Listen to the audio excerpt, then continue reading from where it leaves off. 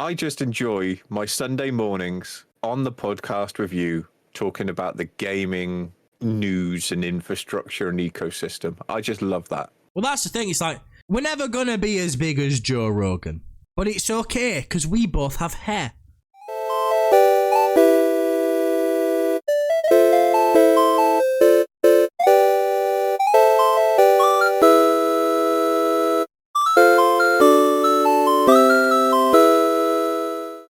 Good morning, everyone. Welcome to episode 10 of Cheat Codes Aren't Cheating. That's right, we're in double figures. I am Yorkshire Bothered, joined by my host, Sam. Say hello. Hello, my name is Duck MCR. I really thought for a second you were going to go into some really offensive, racist accent. It was there. I was going to, but then realised podcast. Going out on platforms. Can't get cancelled. We're just hitting double digits. Yes, it's episode 10, man. Fair enough, you've only been here for like 3 of them. But it's episode 10, man. If it's 4. I think you've been here for like 5 now, to be fair. I think it was only a couple episodes. I think I'm when like you half there. on what you've done. Yeah, because I am the real OG. That's why I poo a lot. Did you know it's annoying the fact that we went straight into the racist accent thing, but now we've got to do our intros, because it'd have been a lovely way to say going from one person doing a racist accent to somebody else doing a racist Italian I can one. do a racist accent if you want. No, Sam. I already have it bad enough at the fact that I thought it was funny. Do you know the comedian Bobby Lee? Yes. When he does a thing with his mate on that podcast with like, ham, baby, mom. It's like, I find that hilarious. Yeah. Alfie repeats that now. He goes, I'm baby, mom. And I'm like, Alfie, no. And I'm like, but then I'm secretly like, Alfie, why do you keep sound doing like a it. South Park character right now? Because my nose is blocked. She didn't finish. Oh, hey there. Oh, no. We're not starting that. We're not starting that again. I'm Mickey Mouse. A fool, leave the call. And you're watching Cheat Codes Aren't Cheating. I didn't say that. I said she was fucking goofy. That kills Sam every time. Every time. Yuck. Why stay on there, so? That's the way I like to yuck. You better not yuck my wife, you son of a bitch. It's a podcast coming to. We were meant to be about gaming news, and now it's fucking a conversation between Goofy and fucking Mickey. I've got problems. But yeah, so because I'm cheating, everyone's friendly neighborhood favorite gaming podcast, aside from them like few 100,000 that are above us on Spotify, Google, and Apple. But I like us sometimes. I think we're all right. Yeah, you think we're all right. You sometimes you don't think we're all right, and that's why you don't turn up for 5 episodes. But that's because you asked me to get up at 10 o'clock in the fucking morning. No, I don't. I asked you to get up at 9:30 so we can get everything ready for 10 o'clock, just for us to then go live at 10 and nothing be fucking ready. Let's not get into a dispute in this relationship right now. I've been good the last few weeks. I am waking up well within the time, and it's fine. Yeah. You've now balanced your check. You missed 5. You're here for 5. Call it a win. I think we should just call it a reset. Like now we're in double digits. The single digits there, we don't speak of those. It's now double digits. Well, no, because that means now you can miss 50 episodes and be fine, and then when we hit 100, it's triple digits, and you can reset. And then you can miss 5 fucking 100. I'm very ambitious for how many episodes of this we're gonna do. We'll be 40 podcasts, and it's still a running joke. I'm kind of like, okay, I'm not missing 50 because you will not let me live it down until the day I die. On my gravestone, it will be father, son, husband didn't turn up to 55 fucking podcasts. Can we just take a minute to appreciate the fact that 50 podcasts in, we're nearing the 2-year mark? Because it's every 2 weeks and there's 52 weeks in a year. Shit. I know. We started this podcast in February, Sam. Your face. Yeah, it's been a while. And we've learned nothing since. The first episode is still our most successful. Probably because people joined out of morbid curiosity and thought, that shit, I'm having nothing to do with that. And then they had the snippet of Dommy Mobby dog food and was like, I'm definitely not fucking going back for that. Yeah, we've been doing this since February. We've been doing this for 7 months. Hell. And I think, you know what? I think we're having a good run of it so far. First podcast. You know what? Not a complete I don't disaster. care if we make it. I just enjoy my Sunday mornings on the podcast with you, talking about the gaming news and infrastructure and ecosystem. I just love that. Well, that's the thing. It's like, we're never going to be as big as Joe Rogan. But it's okay, because we both have hair. And like I'm with you, I'm just quite happy getting up at stupid o'clock on a Sunday, even though it's Saturday, we've probably done something stupid.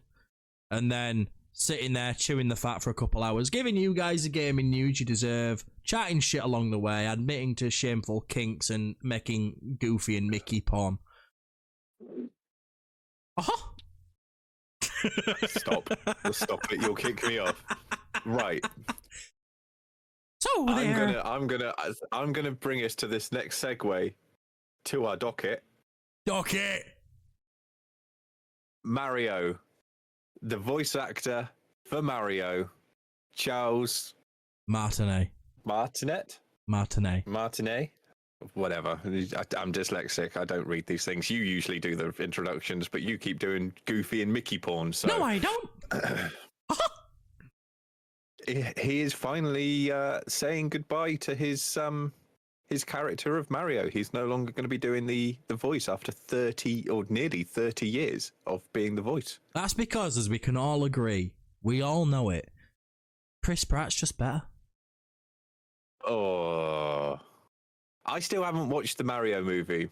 Honestly, so I can't justify Chris. Or I can't say Chris Pratt. I have to say Crisp Rat. It's so annoying. But Chris Pratt, he's not better than Charles Martinet at all. Charles Martinet is in the movie. He plays his father. But he's an old guy. The movie's brilliant. That's what I was going to say. The movie is fantastic. I was pleasantly surprised with it. Him, Charlie Day as Luigi, Keegan-Michael Key as Toad. Obviously, Jack Black as Bowser. You can't go wrong with that film. But sticking to the topic at hand, Charles Martinet has been at this a long-ass time. He voiced the mustached hero in dozens of them from Super Mario 64 in 1996. He's been doing the voice of Mario nearly as long as I've been alive. No. Right. Can I just as admit long something? As I've been alive. For the longest time when I was a kid, I thought the 64 was the year it came out. But when I found out it came out that year, I was like, that don't fucking add up. I didn't realise it was because it was 64-bit games. I was like... Or on the Nintendo 64. Yeah, well, that's the thing. I think it was called the Nintendo 64 because it was the evolution to 64-bit games, wasn't it? I believe that's why, anyways. Yeah. But I was sat there going, fucking hell, Mario Kart's been around ages. And it wasn't until a very fair point after, and I was like, oh, fuck me, I'm stupid. For other reasons as well, not just that, but that one's the only one that's relevant at the minute. But yeah, no, he's been going a while, bless him. Yeah. He's been going a while. He is a monumental voice, and I don't reckon that we'll lose him forever. I reckon that he will show up in other things. Oh, yeah, 100%. Like, it's everyone, but this is the thing. Just on a broader sense, you find a lot of these older voice actors for games, movies, anime, cartoons that have been doing the voice for so long, finally giving up or retiring because they've done it for the last 30 odd years. And you've got to like give them some props because they've been at something for doing the same thing for 30 fucking years. Yeah. I mean, he's not going straight away, which is nice. He has got a couple of things going. Like he's still got Paper Mario: The Thousand Year Door and Luigi's Mansion 2 coming in 2024.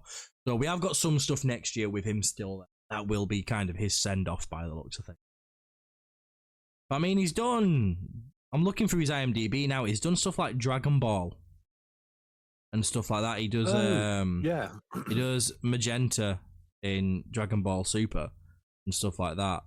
So he's still going to be about. He's still going to be doing voice acting work. It's just going to be less prominent roles. It's not going to be like you called him, the mustached hero himself. It's just on the CNN thing, Yeah. the article that I'm reading. I think you should do.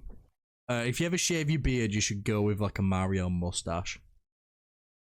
If I ever do, I will do it, okay? You Thank heard it you. here first, folks. When I shave the beard, the mustache is staying, and I'm doing a Mario. Yes. Yahoo! But yeah, so apparently he's... Oh, I didn't even realise he did the voice of the dragon, like the big bad dragon in Skyrim. Wait, Charles Martinet is Alduin. Oh, no, Parthenax. Oh, I love Parthenax. I would kill every human to save Parthenax. Every playthrough. I didn't realise that. Me neither. I did not realise that. I want to see if he was the one who did Uncle Mario in what's it called? Assassin's Creed 2. Was he Sammy Mario? Who does that in? I don't think so. I'm No. looking through IMDb now, and I just see Mario, and then one name Parthenax. sticks out. Imagine that. I've played a small mustache plumber, the colour pink, and a dragon. What a guy. But yeah, no, so he's still going to be about, according to Nintendo, he's now going to be what they call an ambassador. Now, Charles Martinet himself has said he has no idea what that means, which is good, because neither do we. But from what I can tell by reading it, it's just going to be a case of everything he does, it's going to be but he's the face of Nintendo. It's a bit like, when you get a job and in your employment contract, it says, just so you know, everything you do outside of work reflects your work, so live to an example. Basically, he's still bound by that. He's just not getting paid anymore. But at his age, does he fucking need it? You know what? He's probably sorted. He's probably set for.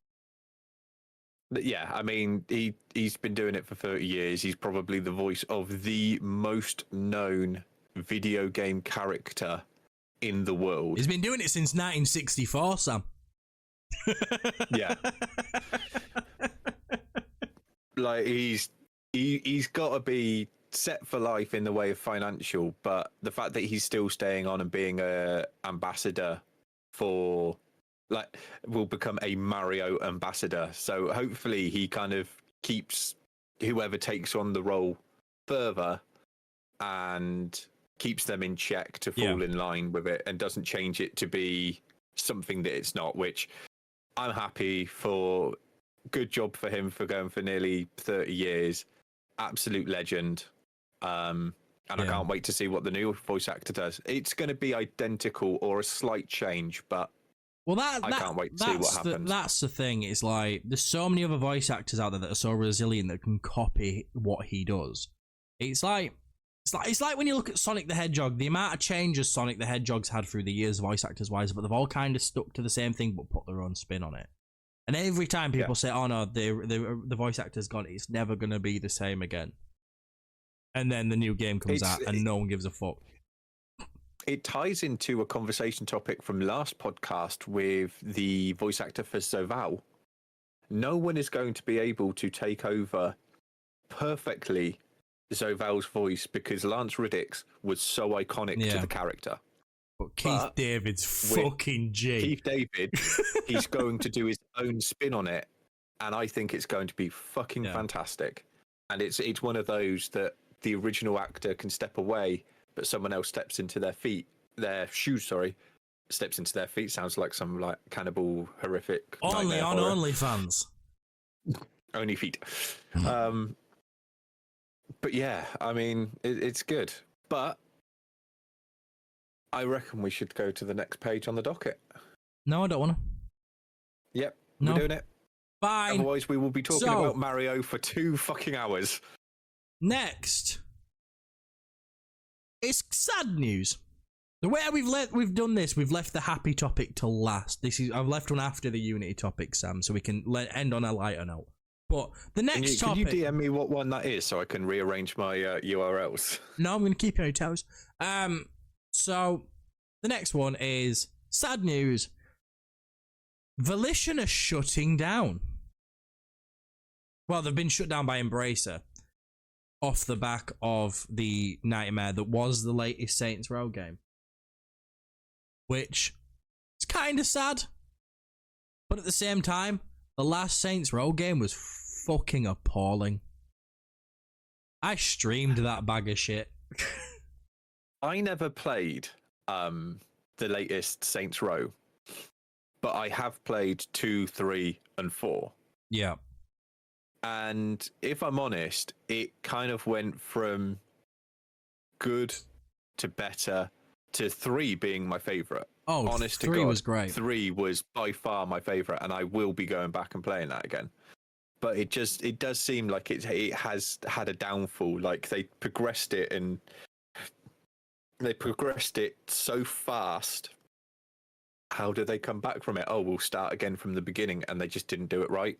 It is sad that the company's being shut down, but I mean, at the end of the day, they made Red Faction, which hasn't been Relevant anything in a decent long time for ages, and Saints Row. If those are the only two things, then only two like platform games titles that they've done.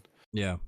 It's no wonder that violations are going down, but I do feel sorry for the I feel sorry for all the employees. Like I never want to see anyone out of work, and it's always sad when it happens. Even with the people who made Gollum, as bad as that game was, it sucks to see a game studio that does have potential just because they've had one bad run just get drowned. But the thing is, though, that's just what it's like in this day and age. I'm pretty sure if the remaster of Saints Row came out way back when, we would have thought it was okay, but we're living in a generation where Twitter and Reddit and everything is such a big part of it. Yes, the game was bad, but if something gets review bombed, it gets review bombed like a hotel getting Yelp bombed, and then it goes from this prestigious place all the way down to something that no one ever wants to touch. No recovery after that. No. You can't come back from it. Unfortunately, I've played every Saints Row. 1 is very dated. 2 will forever be my favorite, just because it was amazing. 3 lent more into the wacky side of things, but in a healthy amount. It was GTA 5 online with all the updates before its fucking time. In my opinion. But I think GTA did it smart by staying grounded, and then the minute Saints Row died, like it was aged. We're like, right, everything they did, I'm gonna add it now. Because everyone's like, well, Saints Row's dead, so I'm gonna go play it on GTA instead. But 3 was great. I enjoyed 3. 3 was my first entry to the series. It was the first one I ever played. 4, I have a love-hate relationship with. I hated the story. Yeah. The gameplay was great. However, it was playing it didn't make me feel like I was playing a Saints Row game. It made me want to go play Prototype. Yes, which was my main complaint. It wasn't a Saints Row game anymore. But it wasn't inherently a bad game. It just wasn't really it wasn't a good Saints Row game, but it was a good game. And then 5 felt like everything they'd done in 3. Stripped back to basics. It felt like playing a 10, 11, 12, 15-year-old game. The fact wasn't good. 5 for me was how people perceived Borderlands, the pre-sequel. See, no, because Borderlands, a pre-sequel, I feel like they took what 2 did and built upon it, whereas I don't feel like they built on anything with 5. Oh, I'm just meaning like the critiques that pre-sequel got, like, oh, why are we paying for this? It should have just been a DLC, not like a completely full-fledged game. 5 for me felt like that. After 2, 3, and 4, yes, 4 was a bit meh. It's good, but it's bad. Yeah. But I mean, to me, the height of Saints Row was 3.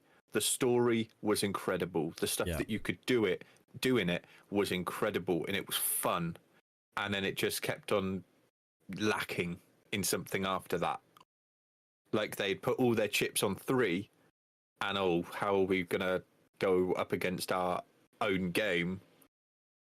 And they just couldn't deliver on it, which is the sad. thing is, what you've got to bear in mind is the year that released, we got Elden Ring, Plague Tale Requiem, Ragnarok, Bayonetta 3, Stray, Ghostwire Tokyo, Marvel Midnight Suns, Forbidden West, Gran Turismo 7, Tiny Tina's Wonderlands.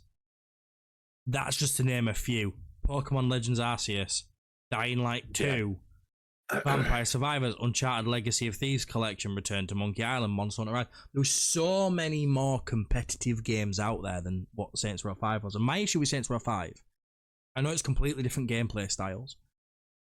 The story and content in Saints Row 5, or just Saints Row as it's called, it had less in its entire game than what Witcher 3 added in one of its DLCs, like in its smallest DLC. Yeah, and that to me, when you're paying full price for something like that, you best make sure that it's even if the gameplay is shit, that the story's there, and the story wasn't there either. I think it was a total of like 11 missions or some shit, and that was it. It was shorter than a COD campaign. But on a wider thing, I'm sorry to say it, but that is the way that most games seem to be going now. It is. They seem to be like trying to go less away from story and just give you open world gameplay. But I'm sorry, but the games that really did it well, like The Witcher with the open world in 3, any MMORPG out there that is still going compared to all of these other single player titles. I'm sorry, but the story is what makes it. Which is why Bethesda are so popular, even with the complaints about Starfield, with that having its recent release. You can't deny Bethesda when it comes to storytelling and world building and stuff like that. They bring their A game almost every time. The only time they really didn't was Fallout 76, but that was a design choice. It wasn't that it was shit. They just didn't add that big of a story. But when they got the backlash, what did they do? They went and fucking added one. That's the thing. It's like they've learnt from their mistake. They put a game out thinking that, we can compete with all the other MMOs out there. It didn't hit because they missed the key component. Like, I'm sorry, but video games for decades now, they have been designed around a story, which is what pulls us in to play the games.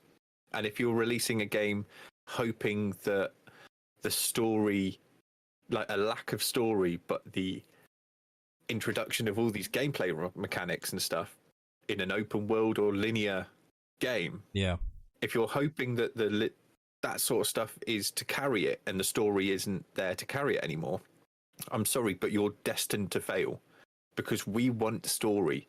We want to immerse ourselves into a fantasy world, whether it be spacey or elvish, medieval, magic, whatever. We want a story to come with that. And if you're providing games that don't have a good story to it, I'm sorry, but you are destined to fail, and I've got no sympathy for it. Go back to the unless basics you've that got we had. flawless gameplay, like the one game that I can say, or like this whole series of games, because they are kind of semi-open world, the Dark Souls and Elden Ring, because you can sort of freely explore them worlds as you want. Them games, they don't have much of a set story in their games. There is one, but it's not much. But there's so much lore out there which you can go out your way to learn. But with them sort of games, it is about that gameplay loop. But the difference is that gameplay loop that they offer is very specific to their brand. And that's what people buy for. Whereas you see people like Ubisoft, which they've got fucking terrible for it. Assassin's Creed and Far Cry. Two of my all-time favourite franchises, at least they were back when they were in prime. You look at them now, when they started, it was like, great, it's a cool story, especially when you got into like Assassin's Creed 2 Brotherhood. Even Revelations, for all a lot of people dislike that, Revelations' story was pretty cool. You look I liked Revelations. I did. I know a lot of people didn't, but I quite did. The same with 3. I quite liked Assassin's Creed 3. A lot of people didn't. Oh, that got shafted. A lot of people didn't like that game, but it's that and Unity have had the same sort of thing where people hated on it so much, but then they've sort of revisited later down the line and people are like, you know what, this game isn't that bad. But what Ubisoft used to do then is they had an open world, and the open world was cool. But they also had an overarching story with characters you gave a shit about. Same with Far Cry. Far Cry 3. Far Cry 2 is outstanding. And fair enough, you didn't have a lot of character development in your own character, but the story to Far Cry 2 was amazing. Like, the whole thing about it, Far Cry 2, 3, 4, I never played 1 because I think 1 was only on PC. I never had access to it. I played 1, and the story on that, it wasn't as developed as, say, Far Cry 3. It had a good story with good gameplay mechanics. Yeah. It was a very good game. Well, it's I've probably actually got dated them on now, disc but somewhere. for when it came out, it was probably outstanding. But where Ubisoft were at that point in time, it was, let's build a cool world and a cool story. Yeah, we'll take some stuff. We'll step back a bit on the story to get more into the world, but we'll have that balance. And I feel like the way Ubisoft have gone now is, we can throw them whatever the fuck we want. Let's just give them side quests a game and give them an open world, which doesn't work. I think it's also not just with Far Cry, the later ones, but with a lot of games now, they heavily rely on real life actors that we all know and love. Yes. To carry the game franchise as well, because you've obviously got Far Cry 6 with Gus from Breaking Bad. Yeah. You've got Death Stranding with Daryl Dixon from Walking Dead. You've got Norman Reedus, got Mads Mikkelsen. But the thing is, I'll give it to Hideo Kojima though. For all that game, a lot of people say he's a walking simulator. That one isn't a case of they've been lazy. That is just a design choice, because Hideo Kojima never does things the way people just expect it to be done, straight and narrow. He has a way of doing his games, and he always pulls something off, which is why a lot of people have said is, yes, Death Stranding is boring as fuck in the first 5-6 hours, but once you get into it, it builds upon itself. It's pretty good. Just on Death Stranding, yes, the fact that it was kind of like a walking simulator, but the fact that they're now bringing out a Death Stranding 2 as well, which is going to be hitting us in like 2024, 25. The fact that they're continuing on from it, yes, the first game wasn't bad. Hopefully they take what they did bad in the first game, or what was perceived to be bad, work on it, because I'm sorry, but Death Stranding, the first game, visibly beautiful. And the story, when you get past the whole walking, is amazing. Is great. And the fact is that it's just one tiny mechanic of the game, or the design of the game, that let it down in a sense. Yeah. Then hopefully in the new one, they work on it. And that's kind of what Saints Row had to do, or what Far Cry have had to do. I mean, Far Cry 3, beautiful game. Loved every single second of it, with Voss and the fact of the tattoos and just like the iconic.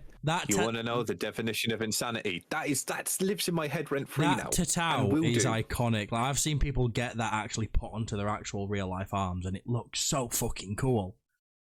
Yeah, but this is a thing. Like, going back to the actual topic, though, I do agree with what you mean. Like, they've just thrown an empty open world at us. They've taken a step back on the story, and their only thought with the story is, well, we've got this big name that's going to help pull us through it. That's why games like, obviously, we've had, like you said, 6 with Giancarlo Esposito. We've had, what else have we had recently? Call of Duty's, when they were using people like Kit Harington and Kevin Spacey. Those were some of the worst campaigns they ever had in their games. Yep. The gameplay, multiplayer, fine. The story, shit. Only time I think that it's been done well, and it's a game that you and I both talk about on a regular basis. Is it a game we're going to be talking about today? Potentially. Cyberpunk, with using Keanu Reeves as the poster boy for Cyberpunk 2077. Yes, at launch it was bad with all the bugs, but once you've fixed all the bugs, having him as the poster boy, it worked the thing is with Cyberpunk, we can kind of forgive them for launch. At least I think we can, because they tried something new. They tried building their own engine, didn't work.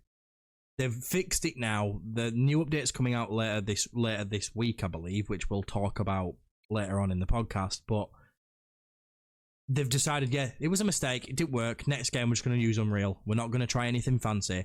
But when it comes to the actual story and world building, they didn't compromise that for the fact that they had Keanu Reeves or the fact that they've got Idris Elba in the DLC. As far as we're aware, anyways, it's not out yet. But I genuinely think that not using him as a poster boy just as that face that everyone loves, because John Wick was such a big thing when it was announced and everything. But the fact that they had him in there and it wasn't just a brief cameo of like, "Hi, I'm Keanu Reeves," but not really. Yeah. He was in the game. He was in the story. He was a consistent so aspect, deeply. yeah. And the fact that it wasn't just, we're going to use you to make our game bigger. Yeah. We're going to use you because you're a great voice actor and a great person and people love you, and we're going to mold someone around you. And they've done it very well, and it's one of those, really back to the topic of, don't build around either the name of the game or a big figure face within the celebrity world. Give us story, because that's what we buy the games for. We want to immerse ourselves in whatever fantasy universe it is and enjoy it. When our favorite characters die, we want to feel heartache and pain. Yeah. And when we see, like, we defeat the big bad at the end of the game that we built up over not 4 to 6 hours worth, though. We're talking 40 plus hours playing the game. We want to have that final sigh of relief that it's over and we've killed the big bad, or we've upgraded our car and we've won that final race in racing games. That's what we want. And the fact that Saints Row didn't give really us that. No, they, in the nicest way possible, they really did just play on their own name. They played to their name because it was a big thing years previous, and they couldn't deliver something that was going to grip us. And I feel, as we said, feel sorry for the people that worked for Saints Row development team and all that. But it's kind of, you've made your bed. Yeah. And you've now got to lie in it. But I wish the employees that have now or will be losing their jobs, I hope you find work in other development studios or whatever career you go off to. Well, I have heard something in the grapevine about that. I don't know how true it is, but there is some rumours going around that the people who are losing their jobs from Volition that are on the Saints Row team are making their own independent game studio.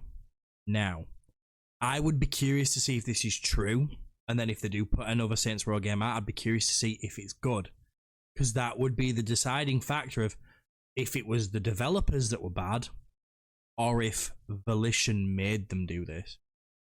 Yeah, whether it's the higher up saying just stick to this, and we'll be all golden, or the devs were like, okay, we're going to do what we usually do because it's worked in the past. Yeah. And the thing is, it has worked in other places. Like, I'll just mention Palia.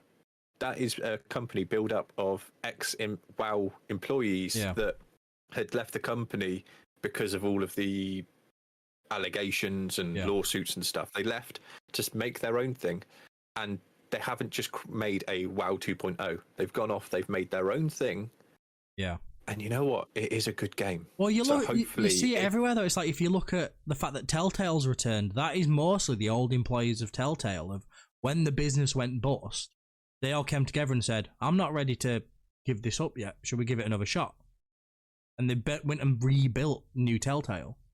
But whilst learning from all the issues that made Telltale fall initially, like they've fixed the whole working conditions issue. Well, at least we've not heard any complaints about them, so I'm hoping they have. So in that regard, I'm really hoping that they do learn from the mistakes, they do build back up, people keep in work, because I don't want to see anyone unemployed, you know what I mean? No. The fact is, these are all games and companies that we've grown up with like Saints Row. We've all played it, or you and I have at least played it. If you've not played of it, you've heard of it, you've seen stuff of it. Yeah, exactly. It was like the wacky GTA cousin. Yeah, like no one has felt any cooler than you do jump it. Like, even just the trailer for it, when it was the VTOL spinning around shooting people, it was playing Power by Kanye West. Yes, that trailer was fucking iconic. Or it's the cat. I can't remember what the cat's name is, but the Genki. That is such an iconic logo and brand. And they Like, didn't I'd wanna even see it and they on the didn't side of even an bring him energy drink back. can. They didn't even bring him No. back for the new one. That was the stupid thing. They had that other dude. Which is what one of the things that would have made it better. Yeah, 100%. People loved Genki. People went mad for Genki. Well, I'm with you. Like, Genki was a challenge mode when you went into Sanctuary 3. yeah, And you'd go do the Genki stuff. It was a challenge, and that's what another aspect that we loved about it. Yeah. But if you're removing such a big thing that we cherished from that era of game from the developer, I'm sorry, but it's a sinking ship. yeah. But we'll move on because that's enough of us being negative Nellies. We're going to go on to a feel-good story. Well, it's not a feel-good story. A man's homeless now. But it's a feel-good story for the most part. So, a man has claimed Starfield saved himself and his family from an apartment fire. You're all probably thinking, what the fuck does that mean? So, this guy claims that he was going through his Starfield addiction, staying up late at night, playing the game. He was Like you. Yeah, he'd got the early access and everything, and he was sat playing it overnight. Heard an explosion in the house below, the flat below, and thanks to him staying awake and playing Starfield through the night, he was able to get his whole family out before the whole building went up. So, that is one of the best things that you. It's a sad thing that he's now lost his home, but it's one of those amazing stories. Like, you don't hear them often. No, you don't. But hearing that video games have saved people, Yeah, and the fact that just because he was an elite gamer that wanted to stay up all night to play Starfield, yeah, saved him and his family's life before something catastrophic and terrible could have happened.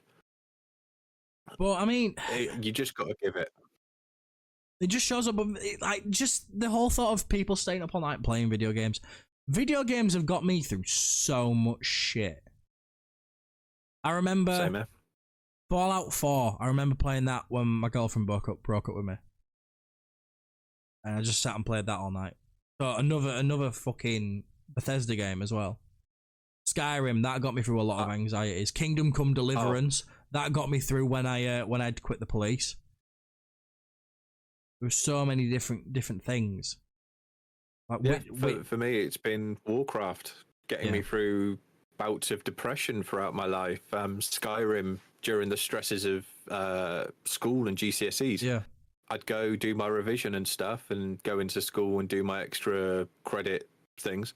And I'd come home to de-stress. And I genuinely think if I didn't have Skyrim in my life, I would have been any nervous, anxious, depressed wreck. Yeah. Because it was just all overwhelming. That's why I love Witcher 3 so much, is because when Witcher 3 came out, it sort of lined up with when I dropped out of college. Because I wasn't happy. I didn't want to be there.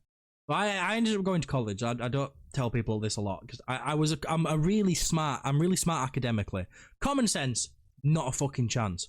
Academically, I am very, very, very, very smart. Like, I was getting A's and B's in all my GCSEs without any revision. I didn't do anything. I never did my own work and stuff. I just kind of winged it on the day, and it worked because I just kind of knew it. I could reel off trigonometry like it was fucking nothing. But I didn't want to go to college. I wanted to do an apprenticeship, and I was talked into going to college by my parents because my dad didn't particularly agree with the whole apprenticeship thing. So I went to college, did a year there, dropped out because I never turned up, just skived all the time. That's when I started dabbling in drugs and stuff, which I've never told my parents. So, Mum, if you're still listening, I apologise. So when I started drinking a lot, just keeping a straight face, and no one really knew that anything like this was going on because they just put it down to a culture shift and change. But it got to a point where it was a breaking point. I dropped out of college and I had nothing to do. And the one thing that I had there when I decided to fuck all this stuff off and actually start getting healthy again was Witcher 3. And Witcher 3 took me all the way through until I finally pulled myself together and thought, you know what, I want to get back out there. And I applied for the police. I got in with admin for the police. And like, that is why that game holds so much for me. So there's so many feel-good stories you can get from games. Fair enough, like that one for me, it started a bit depressing, but you know, we'll move past that bit because I'm chipper now. The thing is, though, gaming got you through that dark time for you to be the person that you are now. Like, you're you're a great person. Speaking as just your friend, not just a co-host of this, but speaking as your friend. I am happy that I know the person that you are today, and the fact Because that of my gaming big penis, made you innit? this. I mean, I would say it's because you share beards with me, but I've you've shaved got it a lack off! of at the moment. I keep going up to But Waffle and go, I'm going to rub it on your face, and they're going, oh, it's not coming through on the mic. That's really disappointing. I was hoping I'd get like the bristly ASMR bollocks. Insert rubbing sound here. I'll just go steal some off a fucking ASMR video on YouTube somewhere. just go into an Amaranth ASMR stream and just clip 5 seconds of it when it's like tongue in the ear hole. I'd rather not. But yeah, no, video games have got me through a lot of stuff, and like I've said previously on the podcast, I suffer with insomnia terribly. So it's nice for me when I'm suffering from insomnia to be able to just pick up a controller and lose some nights. Like I've been going through my insomnia recently, so stuff like Baldur's Gate and Starfield's got me through that a lot. Hogwarts got me through some insomnia as well, which I wasn't even excited about that game, but I was like, fucking hell, I'm tired. I'm gonna play something. This is new. Why the fuck not? So like games for me are a lifeline. Because if it wasn't for games, and if I'm not playing games when I've got insomnia, I'll go watch some of my American friends who stream, because they always stream when I'm asleep. Like, so when I've got insomnia, if I'm not playing games, I'm watching games. I know that's not healthy because I should be going and trying to sleep, but I physically can't, and I don't want to take tablets, Mum. I am completely with you on that. I go through bouts of insomnia where I'm up all night. I give myself like 30 hours sleep that I can actually get when insomnia is not kicking my asshole. Yeah. And then I'll go to work the next day. But for me, even throughout the day, I'm sat at home when I'm working from home, and I'll be watching people play video games throughout the day. Yeah. Or when I finished work, I'm playing Warcraft. Like, that's one of the. Oh, I know you're playing Warcraft. Top. Every time I fucking look, you're playing Warcraft. And then again, I can't say because I reckon every time you look, you go, oh, he's getting 2 levels on Starfield. Exactly. You find that game, and it's the comfort and it's just great. And I mean, Warcraft's got me through a lot as well. It's one of those games that I give up every now and again, but I will always go back to when I'm really down and depressed, because I can just sink myself into it. And you know what? 5-6 hours of an evening just turn your brain off and just breeze through, which is why I like Minecraft. I know a lot of people say it's a kid's game, should be over that by now. Honestly, if I'm having a shit time of it, just boot Minecraft up with the music turned all the way up, because that music is so calming. You can't be angry with that music on. And then I'll just sit there and just build shit. And sometimes I won't even save it when I'm done. I'll just have built it for the sake of having something to do. That's the thing, like Minecraft or any MMO or any story-based game. You can use it as a therapeutic thing. Like, I'm very much in the same mind as you. I don't want to use tablets to fix my issue, because I don't want to become reliant on using these tablets to then have to wean myself off of them in the future and feel worse than I do now. So I will just push through, put my head in the sand, play my games, and hopefully get through it. But I just don't want to use tablets for it. So video games, whether it be an all-night session, at the end of the day, I'll be honest, I used to be an alcoholic. I used to drink each and every day. I used to get pissed from about 7 o'clock when the pub opened to about 11, 12-ish. I'd stumble home. I'd play video games. I'd have I wouldn't even sleep most nights, and I'd be pissed the next day. And then I stopped that because it was wrecking me both mentally and physically. And then I turned to gaming, and I can't go a day without playing a game, whether it be a mobile game or one of my many titles. Like, it's still an addiction, but it's a healthier one. It's fucking expensive one, though. The thing is, for me, with Warcraft, it's $9.99 a month, whereas when I was drinking and everything, I would probably spend 30, 40 quid a night. Yeah. I'd pay 40 quid a night because the booze was cheap, but that's 40 quid a night for 5 to 7 days a week for the entire month. Like, it was really bad. But if I can pay $9.99 and I'm just sat in my bedroom for 6 hours of an evening playing video games, and it's saving me, just like it saved this this guy playing Starfield. He was playing it not because of any mental healthy issues. He's just he's been hyped for the game since 2015 when it first got announced. It's finally here, and he just wanted to invest all his time into it because it's such a highly anticipated game to him. And because he decided to put so much time into the game and pull an all-nighter, he saved him and his family from complete dying. travesty. And basically, the fact that there's a quote here: I paused my game to see what was happening. When I opened the door, I saw flames rising up our stairwell to our apartment. I immediately got my wife and cat, rushed out to safety with only minor burns. If I hadn't been up binging Starfield, I would have been asleep and we all would have died to smoke inhalation. I want to thank the game for saving my family and me from a terrible fate. Yes, it was the addiction, but at the end of the day, we've still got 2 people and their cat that are alive in this world, on this planet, because he was playing a game. Yeah. And it's a horrific story due to the circumstances, but it is a glorious story. Yeah. And it's nice to hear some positives coming out of the gaming community for once, rather than it just being, video games cause violence. Yeah, exactly. Seeing the positive through a tragic event. Yeah. Yes, he's lost a lot, but he's still with us. I just feel sorry for the guy that his house is now burnt down. He can't play Starfield. I hope he's got a GoFundMe somewhere. I want to help him get set up again. You know what I mean? And, I reckon, when he says, I immediately got my wife and my cat, do you reckon his Xbox. He's got his Xbox underneath his arm. Come on, love. Hurry the fuck up. I've unplugged it. We're going. Babe, I'll be back in a second. There's one thing that I need. Unplug, unplug, unplug. Come on, then. This is my child. Turns out cat is the name of the computer. Yes. Computer augmented. I don't know. I can't even think words. Yeah. Clunge ass tits. But the fact that he made it out and everything was great. Yeah. But we've got another Starfield story for you, ladies and gentlemen. As we said, video games don't make you violent. Pronouns do. A lot of people are wanting to refund their Starfield for the simple fact that there are pronouns in the game. Now, I've got something to tell all you he-hims that absolutely hate the fact that pronouns exist. You have them too, dickhead. Like, it's just stupid.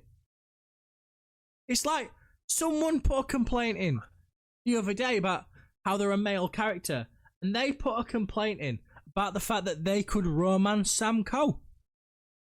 If you don't like it, just don't fucking do it. That's you know the what thing. I mean? Like, you've got a choice in these games.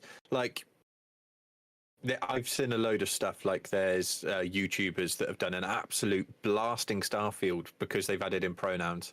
I don't care what game developers do and stuff. Yeah. If it's an option, give me an option where I can just do he. If I select a certain body type, it automatically does it. But if you want to specify that you are a she, her, just he, him, to see they, how them, you're addressing a conversation, whatever. Yeah, like add it. But it's quite controversial, and it's just one of them for me. To it's piss like anyone off. Do whatever you want to, add the stuff into the game, but again, don't force this stuff down people's throats because you will get negative feedback. But at the end of the day, it is the same sort of thing. Is at the top of that list is, I don't think even with this one, I don't think they've got the other. I can't remember what the other pronouns are called. I think they've only got he, him, she, her, they, them.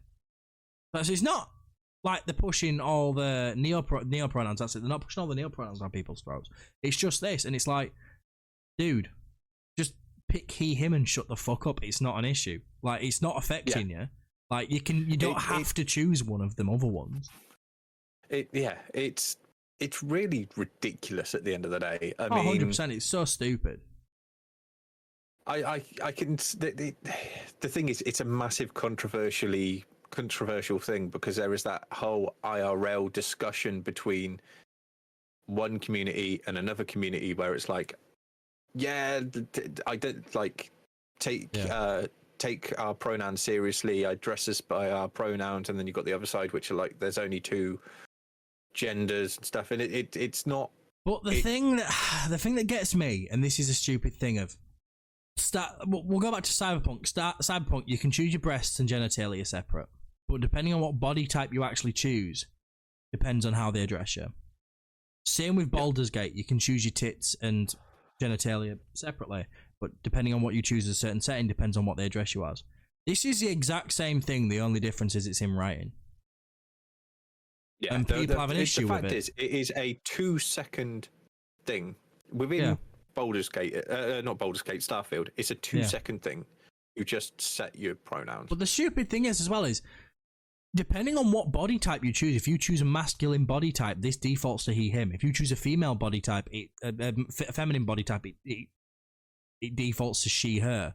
So if you're making the character you want to make anyways, and you are someone who is cisgendered, like you've not got any of these non-binaries, transgenders, anything like that, if you're none of them, you don't even need to open that fucking menu.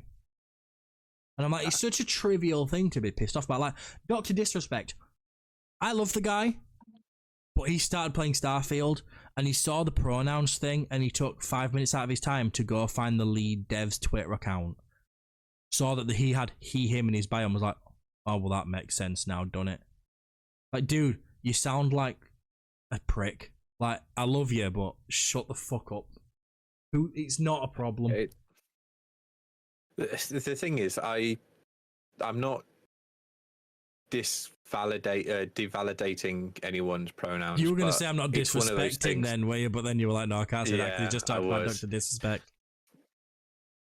If you identify as anything, tell people what you identify as. At the end of the day, it's a fucking game at the end of the day. Yeah. Does it need to be in there? Maybe not, but they've added it to the game to for inclusivity. Add stuff into the inclusivity.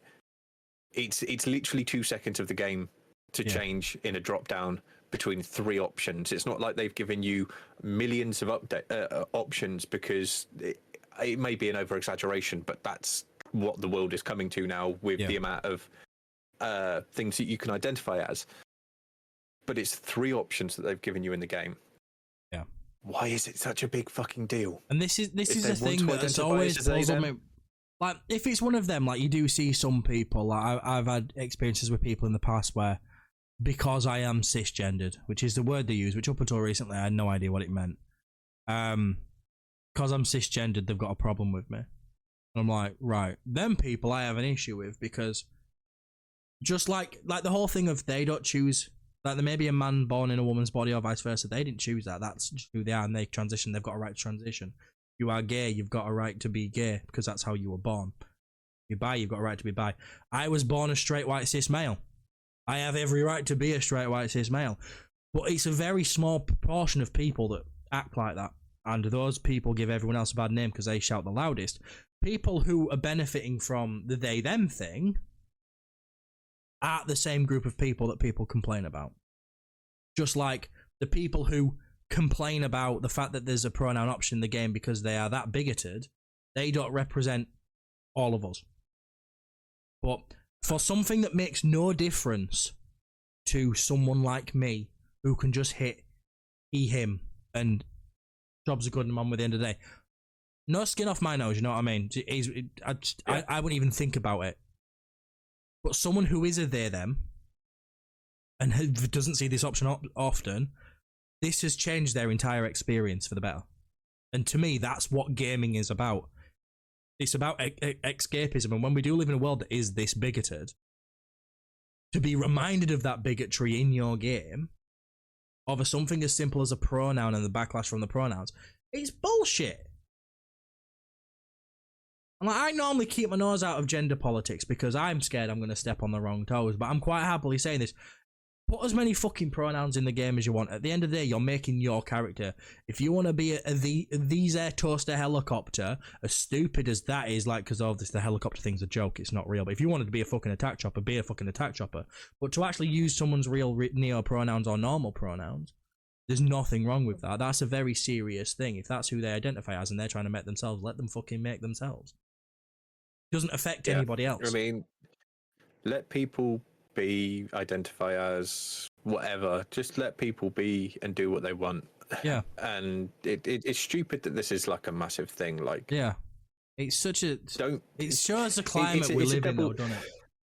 Yeah, it's a double. It's a double-edged sword. At the end of the day, you got the people that are forcing their agenda down your throat, but you've also got the people that just want to get on with it. Simple to accept. Yeah. These things. It's just that the easiest way to just do it is just let people do whatever the fuck they want. Yeah. As long as it's not hurting it, as long as it doesn't hurt anybody else, do what you want. Like me, I've always said that I am inclusive to anyone. They can identify with whatever pronouns they want. They can have their own agenda, whether it be the style of like eating habits and stuff, whether it be like vegans and stuff. You can, or religion, you can have your own opinion and everything, and you can have your own agenda. But the minute that you start forcing that agenda down my throat, that's when I start to put my guard up and I will hit back. Yeah. Now, I'm not saying I will do that with this, but it's that whole broad thing. Let people be what they want to be. But also, if you're one of these people that are forcing these agendas down your throat in general, expect to be hit back, because some people don't want to change the way that they are. But you can see the difference, though. Is like this.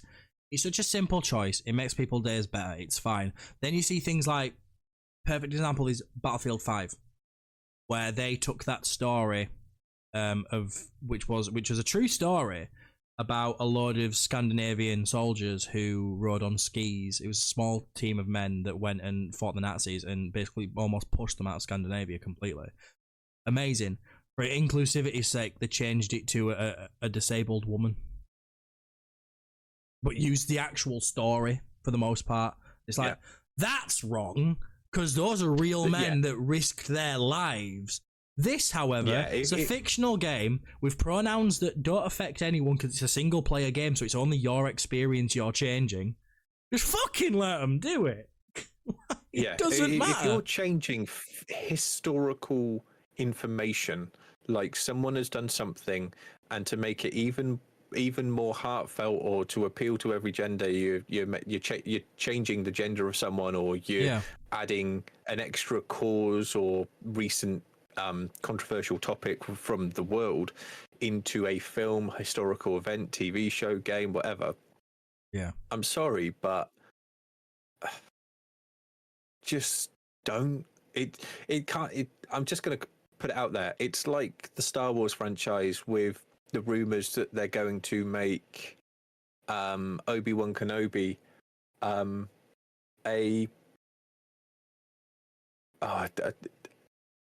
I allowed to say the word gay? Wait, were they going to make Obi-Wan Kenobi gay? I saw rumors and stuff that they were going to make Obi-Wan Kenobi gay, yet when you look at the comic books and everything from Star Wars, he had a wife and that's kids. The thing, when you watch Clone Wars, he had, cause I don't think the comics are canon anymore, but Clone Wars is. And in Clone Wars, he was in love with the Queen of Mandalore. Spoilers, but it's been out for fucking years, so you should know by now. Like, bisexual, maybe, if they wanted to. But then again, I've always said the same thing, which is when you live in a world where, like, sci-fi worlds like that and Star Trek, but there's so many different alien races, most of them don't probably form the same sort of gender binaries that we do. I feel like it's impossible to not be... It's good. What's the word when they just... Pansexual. It's impossible to not be pansexual. The thing is, I'm sorry, but I've been watching Ahsoka, and the green chick with the fucking tentacles on her head. Oh, she's fucking hot. I would, That's but his the thing wife. is, I've always had that. I've always said that about any of the.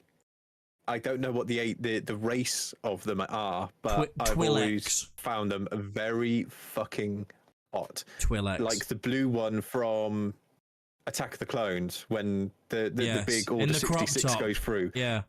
Yes. Oh, I know her name, but I'm I've blanking on it always had so a bad. thing. Sam watches Star Wars Always had a porn thing for it. confirmed.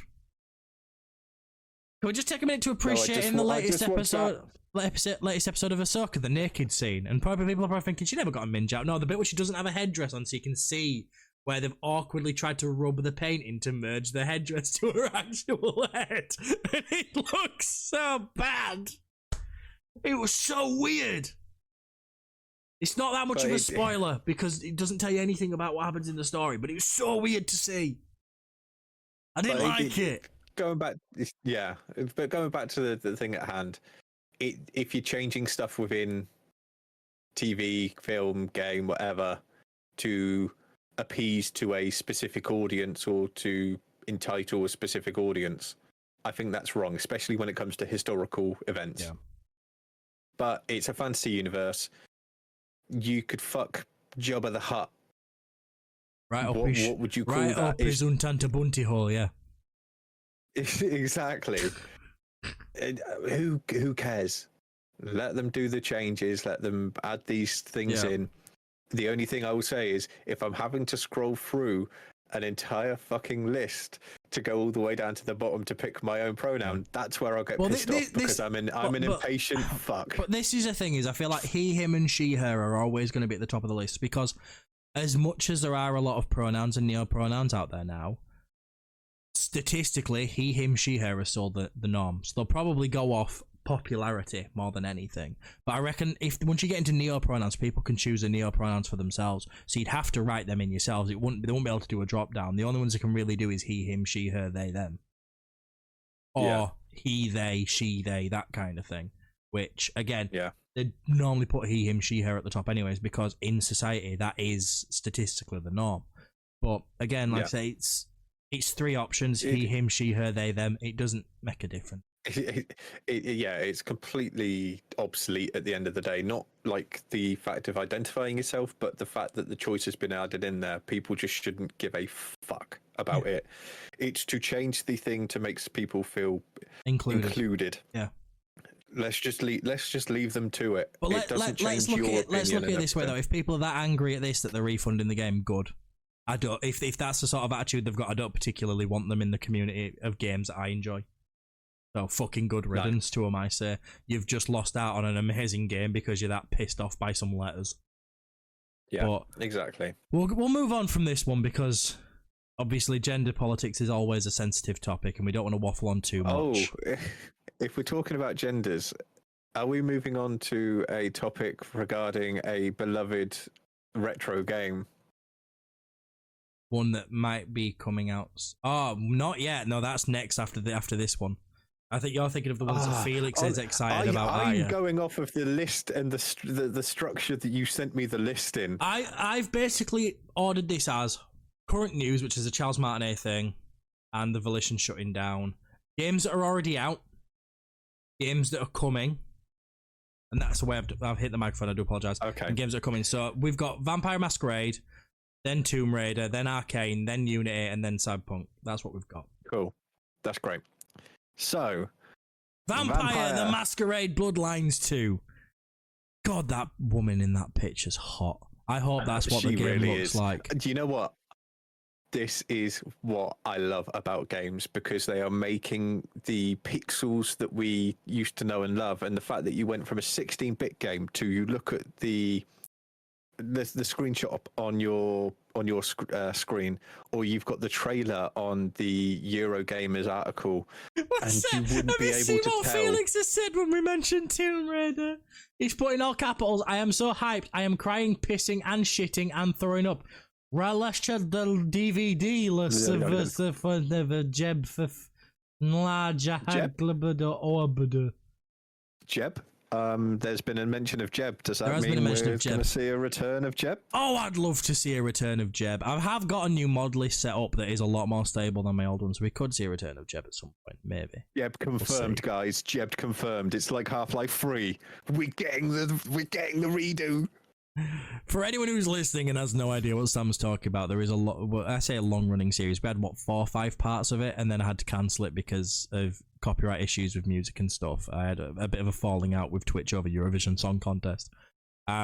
We made an orc bard called Jeb, which was customized by my son. If you want to see the clip, it is over on my YouTube Shorts on TikTok. And he was great. He looked like Joe Exotic. And we've got Son of Jeb merch inspired by Sons of Anarchy, and it's awesome.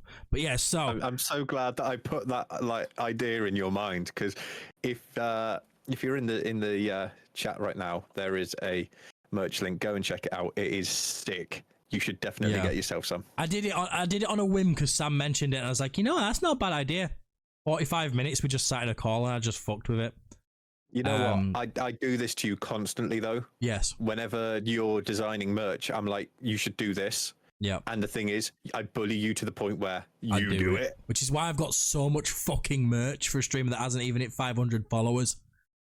But yeah, it's back to Bloodlines 2. Mate, you have reached 500 followers. I've reached 504 fucking times. And every time I come back, I'm at 498 again. Fucking annoying. Yeah, so right. Masquerade Bloodlines. Sam, you said you've never played the original, didn't you? I've never. The original is outstanding. It is a cult classic. It's not particularly the best game, but I adore it so much. But Masquerade Bloodlines 2, it was announced back in 2019, and the announcement we got looked amazing. Since then, it's been stuck in development hell. I think there was some law stuff, got some legal stuff going on.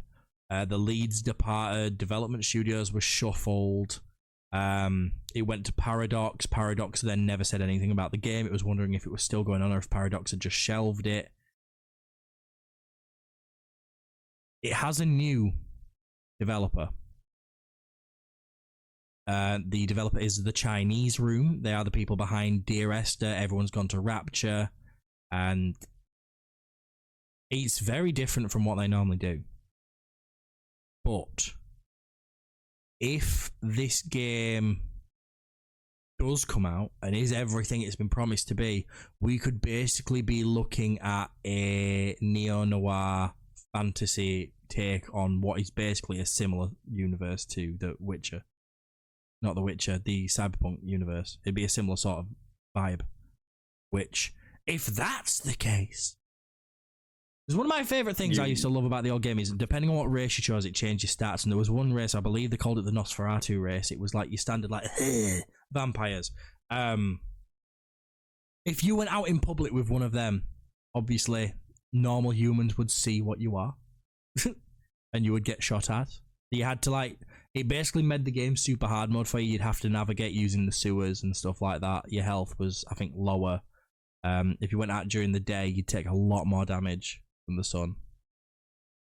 It's been a fucking long time since I've played it, so I apologize if some of that information is wrong.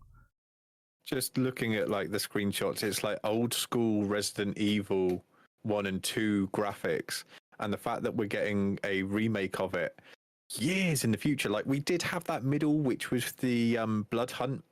Yeah. We've had Swan Song as well, which was like a narrative one. We've had Blood Hunt, which was a battle royale. Yeah. But this is the single-player narrative-driven one, which is going to be... You know what? I'm going to get Vampire the Masquerade, and I'm going to play through the original one to understand it before 2 comes out. Because if 2 is as good as you think it's going to be, and the graphics look incredible, like a cyberpunky thing... Yeah, I'm cautiously optimistic. But I am optimistic nevertheless. Especially with someone like the Chinese Room. Yeah, the games they made might not be the same sort of AAA titles that we're used to seeing, but then again, Vampire Masquerade Bloodlines has never been a AAA series.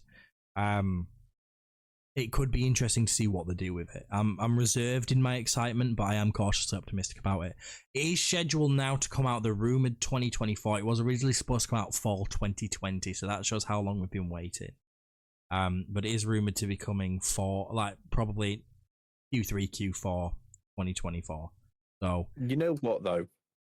If it follows in any other way, like Starfield, and they've had it in development for a while now, and it just keeps getting pushed back and pushed back, COVID did have a massive effect on these things, but the fact that they're pushing it back, hopefully, to release a title in the issue is they've not delayed it to improve the game. They've delayed it because of shifts in development studios and legal battles and stuff. So it's a whole different ball game. We could be looking at a similar thing to Duke Nukem Forever.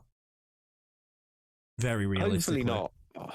But I imagine Gamescom E3 next year will probably see more about it. So by that point, we'll have more for you. But at this minute in time, this is all we've got, is that Chinese Room have taken it over. I'm excited to see how it goes. I don't know about you. I'm excited, not knowing anything about the thing. I haven't even watched the trailer of it so far. I've literally just seen some stills. So after this podcast, I will go away and I will have a look at it because I am intrigued about it. I do like vampire games, and any game like this. So if it's graphically pleasing with a good story, I'm probably going to play it and I'm going to really enjoy it. But the main question for you, though, Yorkie, what platform are you going to be playing on? Oh, that's a good question. Well, hopefully by this time next year, I want to have a stronger PC. Fingers crossed. So, I've been having a look at that. God, tell me about it after. Will do. So, for anyone who doesn't know what we're talking about, I am looking at getting an upgrade, and then once back from whence you came, once that's happened, you shall remain until you are complete again. Or potentially, if that doesn't happen, we will be putting some money into trying to get the lovely Iron Sladen back with a PC in his possession, so he can return to streaming as well. So, yeah, that's exciting. But going back to what we were saying, I've hopefully I have a better PC by then. So PC is a possibility. If not, I do have the new Xbox and new PlayStation. I don't think it'll come to Switch. So I'm spoiled for choice, really, on what I could play on. I'm excited though. Probably PS5 more than anything because it's the most powerful thing I own because it's more powerful than the Series S. That's the thing. Like I'm only a PC gamer right now. I have an Xbox One, but in graphical senses, PC is like far superior. So I might get it on PC, but it will depend on whether or not I can get myself both Xbox Series X or whatever variation they bring out and PlayStation 5. Yeah. Well, we'll see. We'll see what happens. It might not even fucking come out yet. Just, you know what I mean? We'll probably get Elder Scrolls 6 before that. Plus, next year we do have stuff like Avowed and stuff as well. So it depends what's on my release calendar. It might get overshadowed. But from one new release to another, and this one is one that I am excited for. And Felix, get ready to come in your shorts. Tomb Raider 1, 2, 3 Remaster Collection's releasing in February. That's fun. Okay. One thing I will say. They're remastering it. And I'm all for it. But the one thing I'm worried about is they are going to get rid of the triangular titties. They are getting rid of the triangular titties. If you look at the picture on stream, they are round. No. The triangular titties make the Tomb Raider game. Tomb Raider, the only time Felix has been made to come by a woman. Ooh, you can turn them on. Oh, okay. I'm into this now. You're on PC, to be fair. Had they not been on there's no reason why you couldn't have easily just modded in triangle titties. I'm sure, like, there would be a mod that you can do that changes it. Oh, no doubt. Yeah, so these come in February with TH, apparently. In February, they're coming to PlayStation 5, PlayStation 4, Series X and S, Xbox One, and PC. Now, other than the new trilogy, I've only ever played Tomb Raider Anniversary. So I'm looking forward to this because obviously Anniversary is a remake of 1, isn't it? I've never beaten it. So I'm looking forward to being able to go and play these probably basically for the first time for me. I just remember being able to put the butler in the freezer. And that being the ultimate challenge is to get him in there and the door closed and he's stuck in there. Yes, until you go out for another mission, but it was one of those. I'm hoping more than anything that we get the Croft Manor from Tomb Raider Anniversary because that was such a fun little mini game. I don't know if that was in the original or if it was just an anniversary thing because like I said, I've never played the original. But yes, that's coming. I don't know what I'll get that on, to be fair. But when they come out, I am tempted to do a full playthrough of them because, like I said, I've never played them, so there would be a fun one to do. But it's coming next year. I need to check the release schedule for next year because I don't know what's coming early next year. Me, Felix for definite. Well, maybe we put that on the end of the podcast next time we do it, sort of like the release window for next year, because we're going into autumn now. We've got the Christmas released, and we could just cover the games that are coming out and what our impressions are. We very well could. We very well could. But yeah, so there's not much to say about this one, other than it's coming. It'll be good because it's a beloved game that a load of people have cherished from when they were first starting out playing video games. So it'll be good to put it into the hands of the newer generation and to see what they have to say about it. It's the same with the new Prince of Persia that's meant to be coming out. That is another game that was when it eventually fucking releases. Yeah, when it eventually comes out. But Tomb Raider, I think it's going to be great, and the fact that it's THQ, it's going to be good. I think not that we've heard much out of THQ for quite some time now. Really, the games themselves, they do feel a bit dated, but they're still very much to this day still amazing games to play. So if they manage to fuck this up, I'll be surprised. I mean, the fact is, we haven't had a THQ game, like from the actual THQ, since 2012. What was the last game? Darksiders 2. I loved that game. I still need to play the third one, you know. But they're also the studio that did that ties into our other Saints Row 3. Saints Row, WWE games, THQ Nordic and like Deep Silver, wasn't it? Who did the old Saints Rows? Yeah. So I mean, they're a good company, and if they've done it right, I think though, price tag for it. What are they going to put the price tag on? Considering we've had other remasters like our Red Dead that we spoke about a few podcasts ago. What's the price tag going to be for these remasters? Is it going to be a £60 game that's going to have all three of them? I would pay that for it, but really paying 60 quid for games that we've played before. Well, the difference is these are actually upscaled, whereas the Red Dead one was literally just a part of the original game. So there is that difference. But moving on from one upcoming release to another, 2024 is going to be a good year. I don't know anything about this because I've not watched season 1. But I know Sam I have. And a lot of people in chat at the minute are big fans of it. Arcane season 2 is coming. It is releasing winter 2024. That gives me plenty of time to watch season 1. Oh shit. Okay.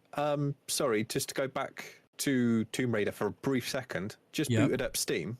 It's 20 fucking quid for all three of them. Already for all three of them, it's 14th of February 2024 release date, and they've currently got it reduced 20% off at £20 for all of them. That's including not bad. Yeah, that's really good. If you want a good deal, go over to Steam. It's on there now. Pre-order it. 20 quid. It's only $24.99 when it's not on offer. So if you're not intrigued bad. to play 25 quid for 3 games. That was my worry. I thought, oh my god, they're going to do it at 60 quid like they did with Red Dead coming to the Switch. Yeah. And I'm not paying that. Whereas 24 quid for a remaster or upscale to the game, it's beautiful. So yeah, go for it. Look at what, £8.33 a game. Yeah, can't go wrong with that. Spend more money on a Starbucks, you know what I mean? But yes, Arcane season 2. I'll let you take the lead because I know fuck all about Arcane. When it was first announced, Arcane was hyped up by the League of Legends community because it's like, oh, we're finally getting something that we've only ever seen 5-minute videos teasing the next season or big tournament and everything with good music. then Netflix took it on. We were all a bit dubious about it, but it released, and I'm sorry, but it was one of the best TV shows to come out of Netflix in the last couple of years. It released in November 2021. It was perfect to watch for a Christmas break. They released it at the perfect time. The story was incredible, like introducing more backstory into why the characters are like they are from the video game to this. It was great to see. The voice actors for it, great. Couldn't fault them for a second. The art style was incredible, and the fact that the trailer song or the opening credits song was an Imagine Dragons song. It was just everything hit perfectly. Now, I cannot wait for season 2. I've been anticipating it for a while, and the fact that they did such a good job on the first one, I can't wait. I do feel that this is going to introduce more characters. It would make sense to expand the universe as they go on, wouldn't it? I think it's going to follow from the events of the last episode of the first season, but it's going to start introducing more characters that may have been affected by the events. So I'm really looking forward to it. I hope they bring Jinx and V and Echo. I know all of these people. Not so much. I don't particularly care about. What's his name? The guy with the big hammer. Oh, he's voiced by Lieutenant Douche from Lucifer. That's all I know. I didn't particularly. I didn't know he was in that show. I've got to go watch it now. Yeah, he's one of like the main characters. I love that guy so much. But we haven't heard much about it other than the announcement. But I reckon it is going to be incredible, and the fact it's going to be releasing in winter of 2024. It's going to be another Christmas break show, isn't it? I reckon. But yeah, it's going to be a Christmas break show like they did before. Probably a November release date again, ready for people going on their Christmas holidays. The only thing I will say is the release time between the two seasons. I'm all for a 3-year gap, but the fact is, I loved Arcane so much. I need more of it, and I hope that they've increased the amount of episodes that they do to cover more of a storyline, or they then have a quick succession to the season 3. I know season 2 hasn't even dropped yet. Yeah. But 3 years is a long time to wait for another season. I'm pretty sure it's going to be great, and I hope that it introduces some new characters. I'm hoping for Diego, Warwick, more stuff from Jinx and V. I reckon it's going to be good. I've never played League, so none of these characters actually mean anything. But I just think it looks pretty. It is a very pretty, like, you think about it and you think animated TV show, you're thinking like Japanese anime and everything, which is great. But Arcane, I think, just pushed it over the threshold. Yeah. Same with literally feels like a manga's gone 3D, like just popped out of a page. Yes. Which is what I love about the art style. To be fair, though, like the game trailers for the new characters and stuff that they're introducing in the new seasons that it's similar art style that they've adopted for that too. Yeah. Oh, I like it when they keep consistency. And stuff, though, it's slightly changed. It's not so 3D. Yeah. But it's got its own art style, in my opinion, and I think it's just fucking brilliant. I still stick by what I've said, which is I would love to see an Overwatch anime done in this style. Oh, for sure. If they Overwatch had an Arcane feel to it, explaining more of the backstories of the characters and stuff that we don't just get from a 3-minute video that they release to try and keep it hyped up, because that's all they do. That's all they do with these like 30-second, a couple of minute clips, is they're trying to keep Overwatch relevant. And I'm sorry, but you need to be putting out more. Arcane is amazing. Same with Vox Machina, Fox is amazing. amazing. Castlevania, amazing. We get that is it next week or the week after? It's a couple of weeks away now, isn't it? The Yeah, a couple of weeks. I don't know off the top of my head. I want to say it's the 29th or the 26th. I think it's the same day as the Cyberpunk DLC. I think so. I think you said that it's going to be a difficult decision to take it. But I have just found out that I've now got bookable holiday throughout the year, and I've got 8 days to finish off the rest of the year. So I am tempted to book off a couple of days for the Cyberpunk release. If we've got Castlevania as well, I'll probably have Cyberpunk on one screen, Castlevania on another, and then a Discord call. Maybe Warcraft in a tiny window, just waiting for a mount to, like a rare to drop to spawn for a mount drop. But that'll probably be me for a couple of days. Well, I've already said I'm doing my Phantom Liberty playthrough entirely on stream. Oh, after doing it internally with you guys playing the just 2077, I'm probably going to be doing the same, but doing everything from start to finish, from the very beginning when you're creating your V character for the first time, all the way through to... Yeah, because obviously the 2.0 update is going to be out there by then, isn't it? So, but we'll come back to that. Sort out my fucking internet, because that is one of our topics. Yeah. So the next topic, and this is the big one of the day, Unity. They're not very popular, right? So I'll fill in for anyone listening who doesn't know. So basically, Unity have decided that they are going to start charging per install. As soon as a game makes 200 grand, they're going to start charging so much per install, not per purchase, per install. I mean, if someone installs a game multiple times, I'm pretty sure that means they're going to get charged multiple times. I believe initially they did say that they were going to be getting 20 cents to the dollar, and then they backtracked and was like, no, it's 20 cents total. It's like, but someone broke it down. They were like, after so many purchases and stuff and all the stuff that's gone out for terms of like advertising, monitoring stuff, by the time they hit 200 grand and they've paid like the publishers and stuff and everyone else, the developers of the game probably make less money than Unity do through this system. The fact is, Unity had been put out there as a basically an open source thing. We've got the engine, use it to create your games. Yep. And I understand that they should be getting paid for it, but surely there is a license that they pay to use it to develop the games to then publish it.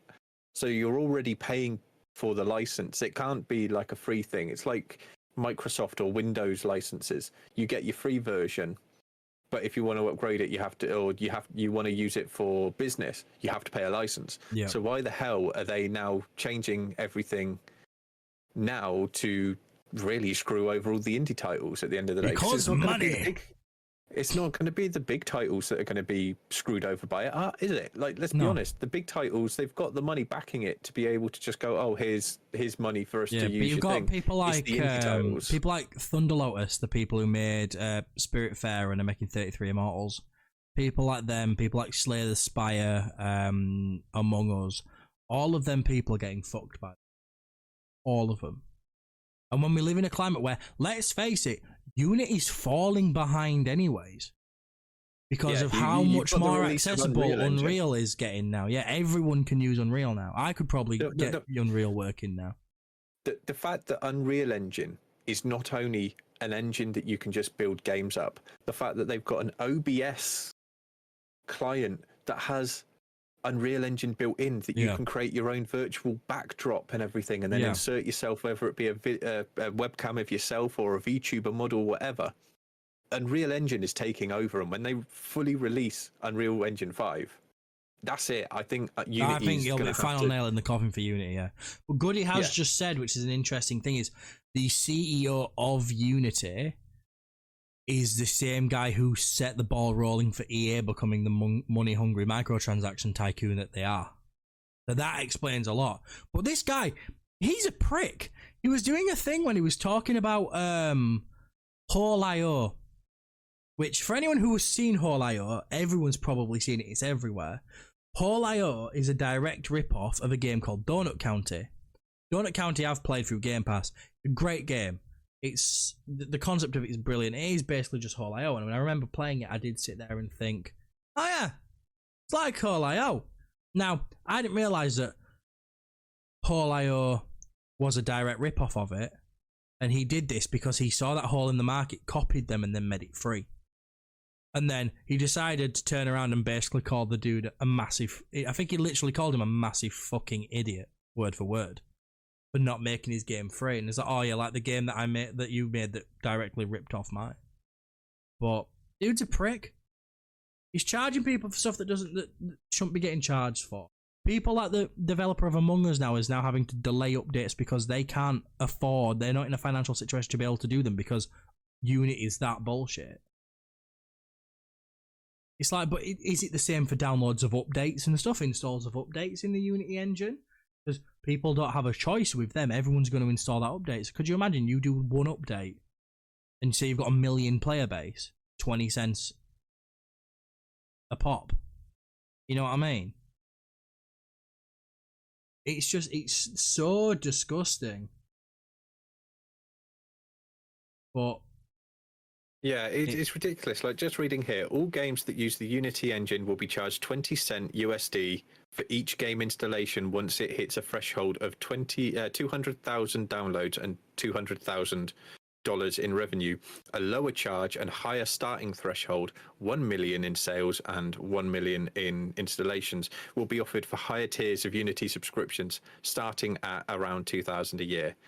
It's ridiculous. So basically, if you want to not get fucked over by Unity, you've got to pay them $2,000. Yeah. That's disgusting. Which I'm pretty sure the bigger people are already doing to use Unity. It would have been the contracts, but they've got the clauses in the contract where they would have gone, okay, so we're going to pay you a couple of £1 million, but we want 10 years of rights to be able to use your Unity engine to create our games. Thank you very much. And Unity would have signed it and gone, yeah, fair play, go for it. I mean, I'm not thinking it's going to be a couple million. It's probably going to be 100 million that they pay a year or every 10 years.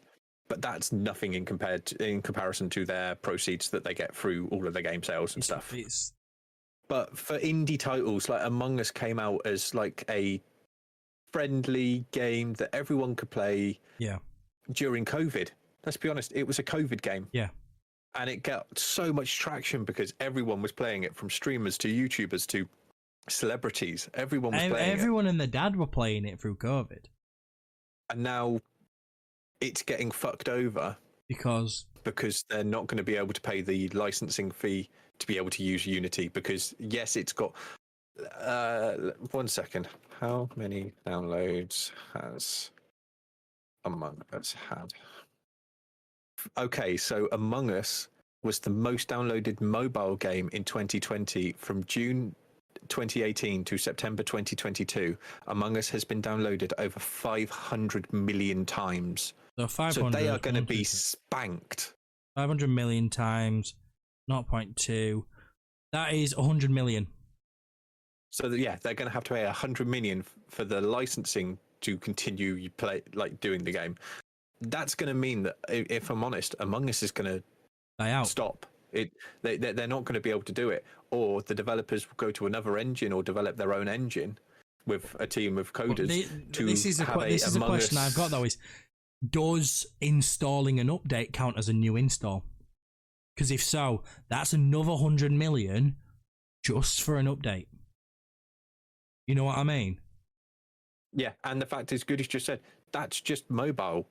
Yeah, that's just mobile downloads. That's not entire like PC, Mac, Xbox and everything. That is just people playing it on their mobile phones.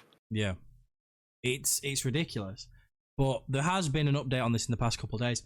Apparently, the main unit headquarters has had to be evacuated due to credible threats. And you know what? As much as I don't want anyone to get hurt at all, good. Okay. If this is what it takes for them to fucking listen to people, then fine. Yeah.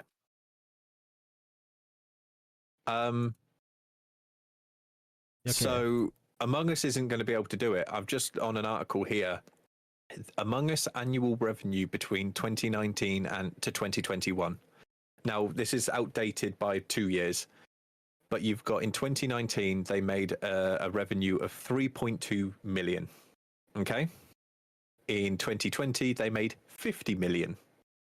And in 2021, it was 86 million. They've not even hit the cap that they're going to have to pay. They're not even going to be able to pay the 100 million that they're going to need for the subscription to use Unity's engine to continue making their game. If, as you said, if it counts as updates, like they're going to be 114 million in debt. If it is including not only the game, but it's going to be updates as well. It's going to screw over so many indie developers. And this is either going to be the death of a large portion of the indie game community or the death of Unity. And I would like to see it be the death of Unity. Because Unity need to be bullied like, what was that other one that we spoke about? If it was a percentile amount, it wouldn't be too bad. Like, you earn so much, we'll take so much percentage of your annual revenue. That wouldn't be too bad. Well, the thing is, how many games run off Unity engine? Lots. I'm hoping that it just comes out with 750,000 games. Jesus fucking Christ. So, okay, let's just go off 2 million is what you have to pay for the subscription per game. So 2 million times 750,000. So if all 750,000 games... actually, no, let's go off the... You were trying to read that number then and decided it was too high, didn't you? Yeah. Okay, let's go off of the developers, not the game studios, because it's only 230,000 developers. So 2 million times 230,000. Okay, so if each developer paid 2 million, I know that's a lot. Unity would make 460 billion pounds. Jesus. If each developer on the Gamers Report from Fresh, original data from 230,000 developers who make games using the Unity engine, if all of them pay 2 million each, that would be 460,000. I know what mine, but 260 billion pounds. Unity isn't even that good of a fucking engine. It's shit. It's just some developers are that good that they make it work. Like Thunder Lotus, they are brilliant with that engine. The Among Us people, like, let's face it, the game's great, but it highlights the fact that it is a basic fucking engine. Yeah. The thing is, like, it's not like it's Unreal. The cost... It was Unreal that was costing a fuck. And fair enough, because you look at an Unreal game and you think, Jesus Christ, that could be real. But you look at a Unity game and, like, 9 times out of 10, you download an indie game and it says made in Unity. You sit there thinking, oh, fucking hell, here we go. You know what I mean? But the thing is, you've got 500. So if you reduced it down to 500,000 per developer, which is kind of more of a doable number than millions of pounds, because some indie titles don't have the same revenue as Among Us did. Yeah. 500,000 times by the 230,000 devs. That's still 115 billion pounds that they would make. Actually, now, ridiculous. if they did it as a 2,000 times, they would. If they did it as 2,000 per subscription per developer, it would be 460 million pounds they would make if they kept it at 2,000 per developer. Yeah. Now that is reasonable. Yeah, for it's people. still a lot, but it's still more a lot, entry but level to 2,000 gaming is a lot than, better than $1 million that they'd have to pay, 100%. or 100 million that they're going to have to pay for just like Among Us, which is one of the biggest mobile games made in Unity. and that was just mobile people. So that's 100 million. If everyone paid 2,000, which was on that article that I've got up from Forbes, no, not Forbes, PC World, will be the higher tiers of the subscription starting at around 2,000 a year. So even if they just stuck it at a standard 2,000 a year, no matter what your sales were, I think that's more reasonable for all companies, because £2,000 you could take a loan out and you could probably pay that back really quickly, like a business loan or something. Or if your game has got some substantial tracking, how many games would that? So £2,000 no. Let's go for $4.99 per game. Divided by 2,000. No, 2,000 divided by 4.99. Quick maths. So you'd only have to sell 401 games on mobile to be able to pay for your subscription license. Now that is a reasonable amount. It's a manageable thing, yeah. That's not even including in-game purchases for these games like skins and stuff, which people love. Among Us has so many skins and stuff and maps and all that you can pay for. 400 games to be sold, and that's just games at $4.99, not including transactions within the game. That would be more reasonable. But if they are going to be doing this whole bullshit millions of pounds for the subscription, you're going to kill off not only the indie market and even some of the bigger markets, because they're going to be like, well, you're going to be eating into our profit, so fuck it, I'm not paying you anymore. We'll just call it quits and move over to somewhere else. 2,000 would be a reasonable thing that anyone and everyone can do. 2,000 is like, if I didn't pay any outgoings a month, I could pay for the subscription with 1 month's wage packet.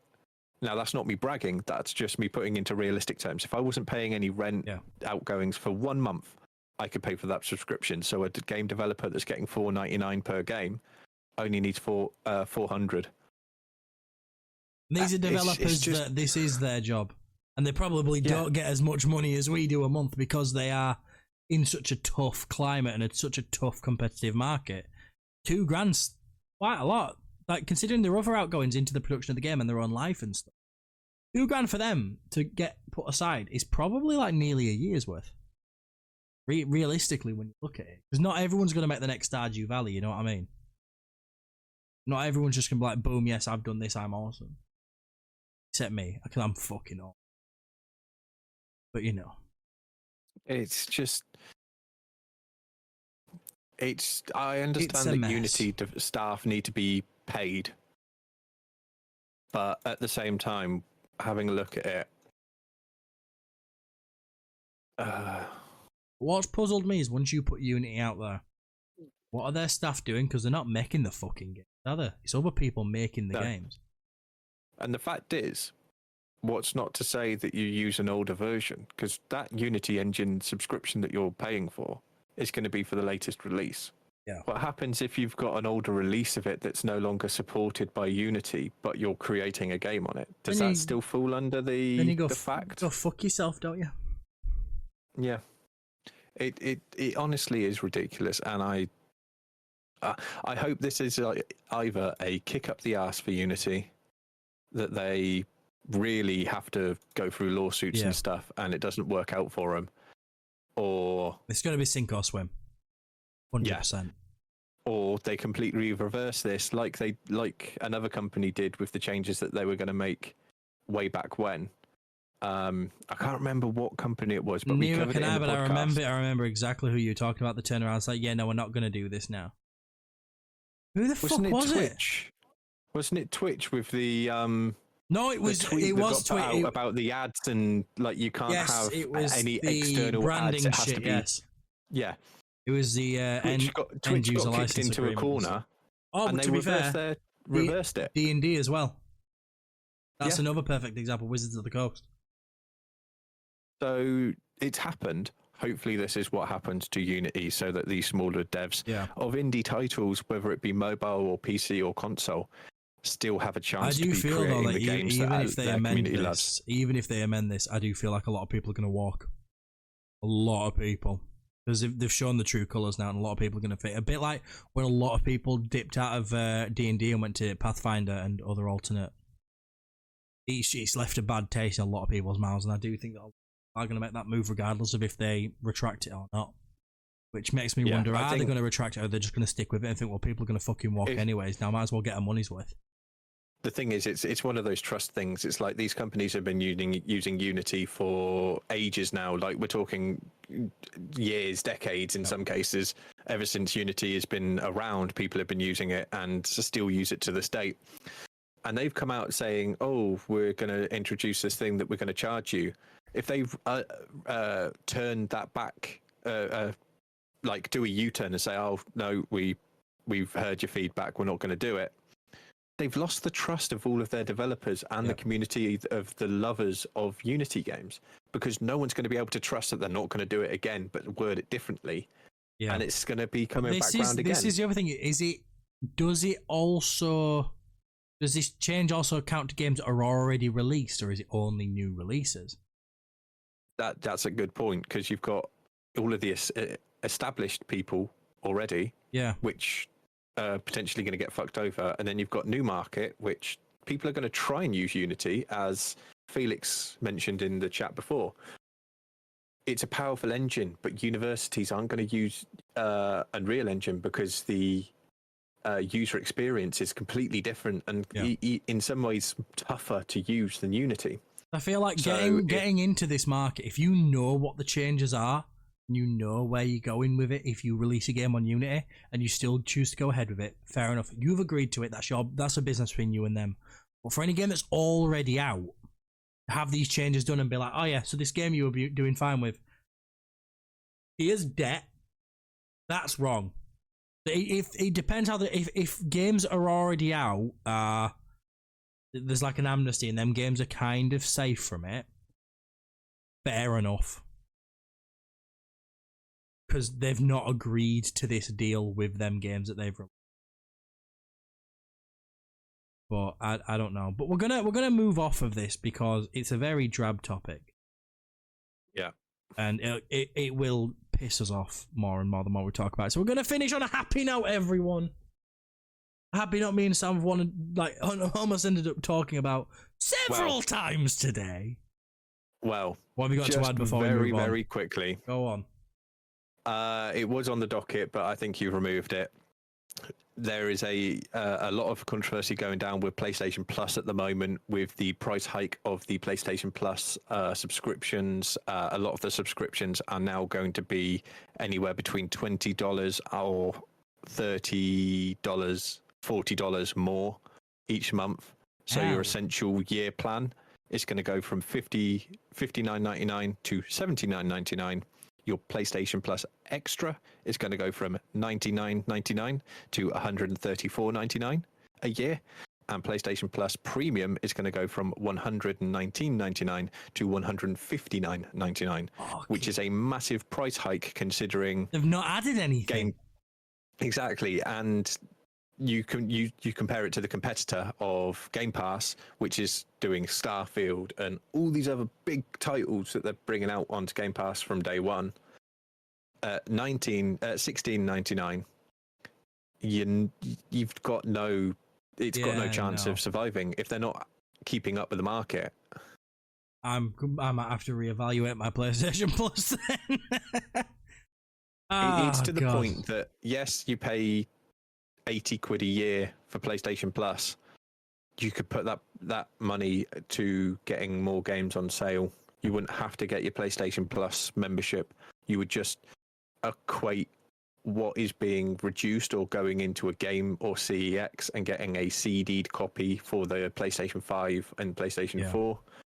And you wouldn't ever have to worry about spending £80 a year for just the essential, or $159.99, which is fucking ridiculous considering that is 5 games a month, that most of the games aren't really big branded, AAA titles. So you get two or three exclusives a year.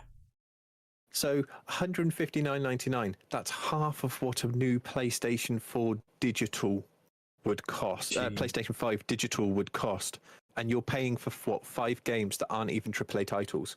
Whereas Xbox, you can go out and spend 40 quid more, get the Xbox Series S, and then pay $16.99 a month for Ultimate, which gives you games like Starfield. I'm not saying don't buy a PlayStation, because PlayStation AAA titles are great, but yeah, if you're paying PlayStation Plus, if your direct competitor is this far ahead, you need to reevaluate your choices, basically. Yeah, especially considering Game Pass Ultimate is $16.99. It's not just Xbox that get the games. It wouldn't be too bad if PlayStation PC. at least had Baldur's Gate on there to say, right, they got Starfield, but we got Baldur's Gate. They got the biggest sci-fi game, we've got the biggest fantasy game. But they didn't. You still have to then pay 60, 70 quid for Baldur's Gate, which is the issue. And I'm not going to say you shouldn't do it. I've done it. It's very fucking good. Get your PlayStation Plus if the game titles appeal to you, but at the same time, when Xbox Game Pass Ultimate gives you not only Xbox Game Pass, but it gives you PC Game Pass and cloud gaming, which means you can play any of these titles on Xbox or PC on your phone or on your Steam Decks or your Asus ROGs and stuff. It's literally put so much power in people's hands to be able to play these games. With Starfield releasing, like whilst watching Alfie, and I've been utilizing the mobile cloud gaming. Actually, surprisingly good. It is, but you compare the Game Pass Ultimate to PlayStation Plus Premium, and there's no way. Like PlayStation Plus Premium, you're still paying $200 a year, or however much it is a year in Great British pounds. But that's $200 for Xbox, PC, mobile, portable game systems, versus PlayStation that can't even do one of those correctly and give you really good AAA titles, except for that one time a year that you might have Ratchet and Clank come up or God of War come up. It's okay because Sam can just play Last of Us on PC because that port was outstanding. You know what though? My dad's got a PlayStation 3 downstairs with Last of Us. I am begging with him to allow me to bring it upstairs so I can play Last of Us up here. Do it. I'm still yet to play Last of Us. I'm thinking maybe Halloween time I might see, but I've got that many fucking things to play. I don't know. Exactly. But there is something we are going to be playing, Sam. I can't wait. Oh, hello. Cyberpunk 2077 Phantom Liberty. Coming to PC and current gen consoles September 26th. I'm happy. I'm going to have to sell a kidney to get it. But the thing is, it's like, right, so this month I've had Baldur's Gate and Starfield, then I'm getting Cyberpunk, and I'm getting a new anime. They are feasting like kings this month. And then coming up after this, we've got stuff like Frontiers of Pandora, Assassin's Creed Mirage, Spider-Man 2. Spider-Man 2. There's so many. At the end of the year is so good. I'm so happy. But so we get the update 2, which is the new skill trees, performance things, police system, vehicle combat, cyberware, animations, new cutscenes and dialogue in the main story. Like Idris Elba. It's a lot. Idris Elba's not in the free 2.0 thing. He is coming in my mouth when I play the game. He is coming in the Phantom Liberty DLC, which comes on the... Now, predictions, Samuel. We're going to have a thought process. What do you want to see in Phantom Liberty? What do you think we're going to see? Okay. I'm going to be open and honest, and it's something that we touched base on in a personal conversation in a VC. It's the Jackie theory. I want Jackie back in some way, shape, or form. Now, I didn't realize that there is an alternate ending part at the very end before you choose your ending. That there is a way that you can see Jackie. I didn't know. I don't know either. Now, you have to do two things. You have to at the end of the tutorial, you'll have to select a certain thing, and you have to do a specific mission to trigger it. But it replaces a certain someone that you see in all of them, pretty much, to be your best friend. And you have a final conversation with him. Well, I know what I'm doing when I play through the 2.0 update. I want Jackie to come out and be there. I really do. I don't want to see Jackie being the end bad. I predict. I see. They're saying this because I've predicted that Jackie's going to be the big bad of the DLC. I want them to start incorporating more stuff from the anime, because we're obviously getting a season 2 of Edge Runners. Yeah, well, they've hinted at a season 2 around Songbird, haven't they? Which is one of the main characters. Don't know if they're an antagonist or what in the DLC. I would love to see that, but I'd like to see it in the way that we actually get to see the characters. It's not just items and spray paint around Night City. I want to actually see and speak to them, which is difficult because in the first season of Edge Runners, everyone that you got close to and loved died. And the only two still out there are Falco, which is Matt Mercer, and Lucy, which has good music. I would, you know what, that follows to another thing. I'd love to see Lucy in it, because there is going to be kind of that Netrunner feel aspect, to this. And I hope that this is where Lucy comes out of the woodwork and we finally get to see Lucy in the game. Falco, I would be happy to, just for the sheer fact that it's Matt Mercer's voice.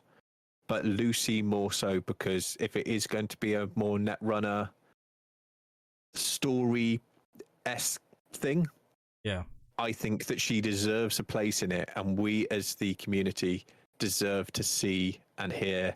Well, the thing is, they've been very receptive and responsive to what the community has been saying, and a lot of the community have said they want to see her. So, with their track record of actually taking into account what the community want, I reckon there is a high chance we could see, if not her, at least hints to her in it.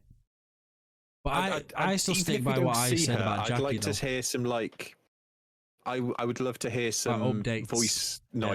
voice notes and memos and stuff from her. Like, you go on a mission and you're listening to post Edge Runner things, like how she's doing afterwards, to get a bit more backstory as to what happened after the events. Because yes, we played through and we got to see Smasher, which we all fucking hated, and it was like, oh, I'm going to absolutely destroy you. You've killed multiple of my friends. You are going to die in a pool of your own blood and cogs.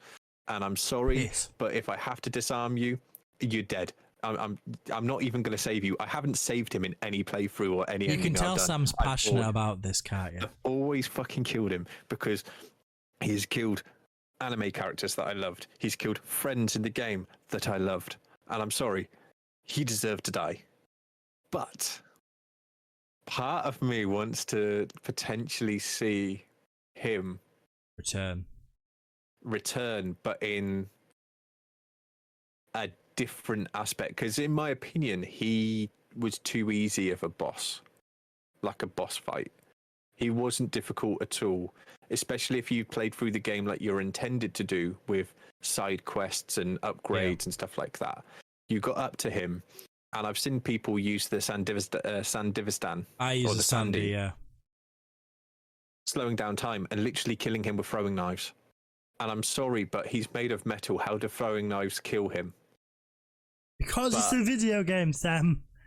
If a lot of the choices were to spare Adam Smasher, I'd love to see him come back. Well, this is the thing: is we don't know what the canonized ending is. We don't. Like, I believe they've said female V is the canon V, meaning Panam can't be the canon romance because Panam's straight. I think they need to change that. No, but that's just on a personal. Well, that's just on a personal. Yeah, I believe from all the address, I believe female V is the canon, and that means that Panam can't be the canon romance. It'd be Judy or River. I would love to see the return of these people. Like Panam has something to do with it, even if it's not in a romantic stage. Like the Panam ending, the nice, good ending. Yeah. You, those of you that haven't played the game, I'm sorry, but you basically drive off into the sunset with her. It's awesome. And I'd love to see a return, whether it's because you're still playing V, you get calls from Panam, or you can go see Panam. Like, I don't want them to waste the romance options that you had throughout the game and then just completely rule them out. I know that it's a different part of the game, but you'd be cool as fuck if you turned around and were like, okay, well, we're gonna let you go speak to your romanceable options again. For me, the things I think we're gonna see, I don't know if we'll actually see it, but I do kind of want to see a potential of Jackie returning, mind wiped as the villain, just to make it hit harder. I feel like Idris Elba's actually going to be one of the villains, because I feel like to have someone that charismatic play someone who isn't directly connected to you, I feel like they might have done that as a choice to maybe make it so it gives you a reason to want to side with the villains. You've got your hand up, are you okay? The fact is, it's just touching on the fact of using the big face as a character in it. Jackie was not Jackie. Keanu Reeves' character in it wasn't a bad guy. He was just a techno terrorist that was trying to change the world for the better. And we sided with him, even though he was a bit of an arrogant bastard. Yeah. And just a piece of shit to people that he had in his life. We sided with him. As much as I would love to see that with Idris, like he's going to help us throughout the game, I think it would be a disservice to have the same thing happen again with another flagship the thing is, person. the dynamic between you and Keanu is different. Like, Johnny, you two are connected whether you like it or not. Your goals align, and you're forced into that pact along the way. And like it or not, you're stuck together. And as you start changing and becoming more like him, he also starts changing and becoming more like you. And you sort of grow together, whereas that dynamic isn't there with Idris, and I feel like that's why they've chosen someone as charismatic with some screen presence as Idris. I think they're going to make him a villain because that will give you a reason, because he can hold that presence so well and you want to get to know his character. He would be the perfect choice to draw you in into maybe getting cozy with a villain. I feel like that'd be a smart choice by them. Predictable, but smart. So I reckon we'll see that. New apartment, because it's a new region. New safe house apartment thing's gotta be a guarantee. And because it is all about like Space Force One, like the presidential spacecraft and stuff like that, that is the whole premise of it. I would like to see potentially us going to that giant satellite space station casino. Yes. Because that is so wasted not being used. And having watched Altered Carbon and them having a similar thing in season 1 of Altered Carbon, I want to go there and do that shit. Yeah, I you know what? I'd love to see that too. And I'd love to... Is that space station place the same place that a certain ending No, it's turns up in? that's an Arasaka space lab that you're on in that one. It's a different space station. The space. Oh wait, no, yeah. So there's two endings, isn't there? The one where you have the big mansion apartment, and you get in that spacecraft because they think there's a cure up there, and it ends with you like spacewalking towards it. Is that the one that you're thinking of, or were you thinking of the one with the lab? The one with the lab where they kind of like it's a constant repeat where it's sort of like they're trying to. The lab is a different one. But the one from the spacewalk, we have the mansion and stuff. That's the same place that you go into. I reckon if we went up to the one that you had the ending on, that would be pretty cool. Like a bit more of an explanation of like because depending on what ending is the correct ending, you're up on Arasaka's star like space station. Should we see if they've actually noted who which the real one is? Cyberpunk, which ending? If I could spell. Cyberpunk 2017, which ending? They've refused to claim any 2077 ending is canon. Your V, your ending. Fuck you. Just give us an answer. Basically, you think what you want to think. Well, this is a thing because it means that we're never going to get an answer to V's story because it's left open-ended. And either it's open-ended and you don't know if you're going to get better and you just die, or you are dead. Like the Arasaka ending. Spoilers, but it's been out a while now. It basically heavily hints that you are not coming back from that. If you go with the Johnny ending, you are dead, Johnny is in control, and you finish the game as Johnny, not as V. Like, or the other endings, it's like, oh well, there might be a cure out there, let's go try, but then it doesn't end.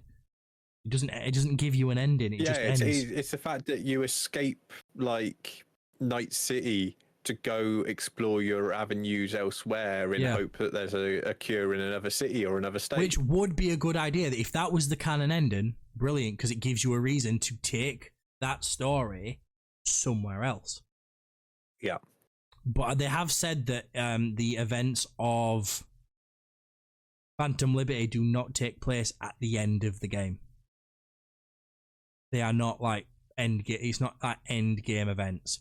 Which means they can't find a cure for V in that DLC, because if you play that before the end of the game, you fucked it. So we know that's not happening. The thing is, though, when are they going to add it in? Because we obviously play from the time that we put the chip in our head, which then adds Johnny into our... Not Johnny. Is it Johnny? Johnny. Yeah. Johnny. We play from the moment that he's entered into our minds all the way through to either trying to get him out and our final goodbyes. Yeah. So when is it going to be? Because we play through the entire thing. Like, what do we do? We slept between one day and we went off and did a completely other story elsewhere to then come back, and it's like the next day. Like, people aren't turning around apart from at the end of there's like Panam messages that you get when she's sort of like, why didn't you call me? It's been months now. We're still looking for you, la-di-da-di-da. But it's the same sort of it's the same sort of thing of, depending on what ending you get, V's either not in Night City to do the DLC, or V's dead and can't do the DLC. But it does make sense that it can't be at the end of the game. The only ending that it could possibly be is when you go off to another city. Yeah, but except it's been confirmed Dogtown is just a new region of Night City. But you know, it's a weird. There's a lot there to question. It's not going to give you the infinite wisdom and answers of how to fix V's head. Otherwise, it wouldn't work within the environment of the rest of the game. But I'm excited to see where it goes. Me too. And all we can do is give it wait 10 days. And see for ourselves, I guess. Yeah. Again, I'm going to have to sell a kidney because it releases on the 26th and I don't get paid until the Friday. Yeah, I won't be playing it until the weekend when I've got the money to pre-order it. I'm with you there. To buy it anyways on payday is what I meant to say. I'm with you there, mate. Don't worry. But that is our lot for today, Sam. Jeez. We've ended with us both having hard-ons for Cyberpunk like normal. I hope they've got dog food in this DLC. So it's so bad because I've got a wallpaper engine background of Edge Runners with Lucy and the dude. What's his name? Begin with a V. No. Fuck, what's his name? Like it begins with an M. David. Yeah, that's what I said. Yeah. Yeah, no, it's going to be great. It's going to be. I've got a picture of that, and then I've got Cyberpunk, and I just keep looking at it, and I'm like, oh, do I boot it up? Do it. But while Sam deals with that ever changing struggle, it's time for us to go because I need the toilet. So, to be fair, yeah, I could do with a wee wee. So thank you everyone for being here. I hope the mic quality has been a lot better this time. I have done some tweaking, so hopefully the dipping that you've had in previous podcasts should be fixed. But until next time, everyone, I've been Yorkshire Bother. And I've been Samuel, Dark MCR. And this has been Cheat Codes At Cheating, episode 10. But until next time, stay sassy, stay slutty, stay sexy, have something good to eat, have a laugh, have a cry, have a wank. Don't do anything we wouldn't do, which doesn't leave much. And we shall see you all in the next one. Au revoir and a goodbye, everybody.